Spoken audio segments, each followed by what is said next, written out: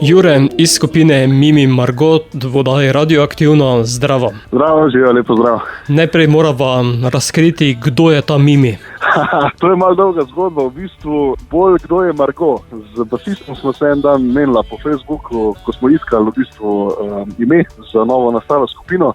Ene par predlogov smo člani že dali, potem pa padla debata o stripih in smo v bistvu rekla, ok, tale Margot se nam zdi fajn, je pa to vohunka iz Anamforda. In smo pol pogooglala malo zadevo, pa smo videli, da en izvajalec oziroma izvajalka s tem imenom Margot že obstaja. Pa smo iskala naprej, Bobnar Nov je dal idejo, kaj če bi dali eno fizikalno predpono, nek varianta mini, maxi, pa smo rekli, ok, mini Margot se kar dobro čuje, pa smo šli na Google, pa je Google v neke torbice dal.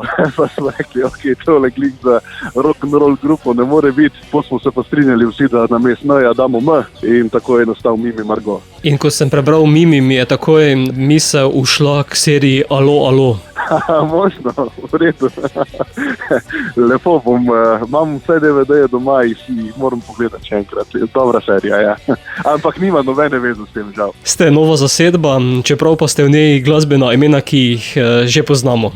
Ja, tako. Zgodba z Imperijem. 4 člani smo iz skupine Imperij, se je lansko leto oktobra zaključila, oziroma pač Imperij nekako ustvarja naprej z drugimi člani. Mi 4 smo pa potem počasi se sestavljali kar nekaj časa, tako da smo pol decembra smo potem tudi v neko celoto skupaj prišli z Bobnarjem in začeli ustvarjati na novem materialu. Ne. Sicer imamo zaradi tega, ker smo 4 člani, znamo dejansko odigrati vse za nazaj, tisto, kar smo pri Imperiju počeli, ampak ta zgodba je po eni strani zaključena, delamo nove stvari. Ostajate pa v rock glasbi? Ostajamo v rock glasbi s tem, da je malo bolj poudarek na majčken, malo bolj živahni.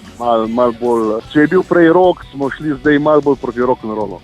In prva, ki ste jo poslali v naša ušesa, je naslovljena Ko pride noč. Tako, Ko pride noč. Tale pesem se je kuhala kar nekaj časa, bila je predstavljena takrat na začetku, ko smo se začeli dobivati, smo dali skupaj ideje, smo naredili aranžma. Moram povedati, da tudi dejansko celotna produkcija smo rekli, jo bomo probali sami pelati, tako da je naš kitarist, ki je tukaj mojster čarodej, ki je tole skupaj spravil. Po eni strani se učimo, po drugi strani smo pa veseli, da imamo njega, pa da lahko sami ustvarjamo naprej, dokler se ne ponudi mogoče nekoč neka druga profesionalna priložnost, ko smo pač tudi to že čez dali nekoč. Ne. Tisti, ki poleg tega, da glasbo poslušajo, jo gledajo, imajo nagled tudi videospot? Ja, videospot je v bistvu bil narejen čisto kot spremljava muziki, ni bil direktno posnet, uporabljeni so bili posnetki, zaston posnetki iz interneta, tisto, kar je bilo dosegljivo, zato je tudi čez celotni videospot tudi napisano ime.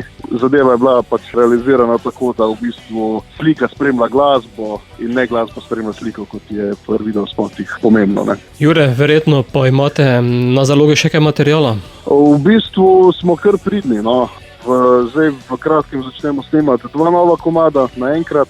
4. je tudi že v pripravi, mislim, smo ga že sformirali. Zraven pa tisto, kar prej nismo počeli, smo zdaj pa še rekli, vmes odigramo tudi kak cover, zato da se band kot nov malo ulovi, da vidimo, kam nas povleče, da vidimo dejansko, kakšne so želje.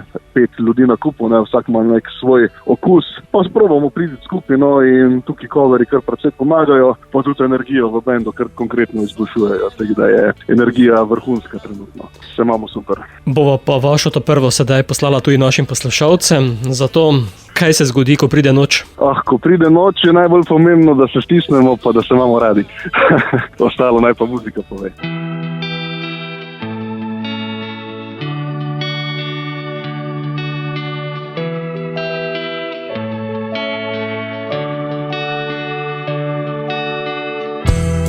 Soba je razmetana,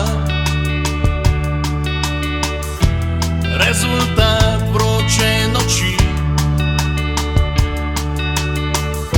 Leživa gola in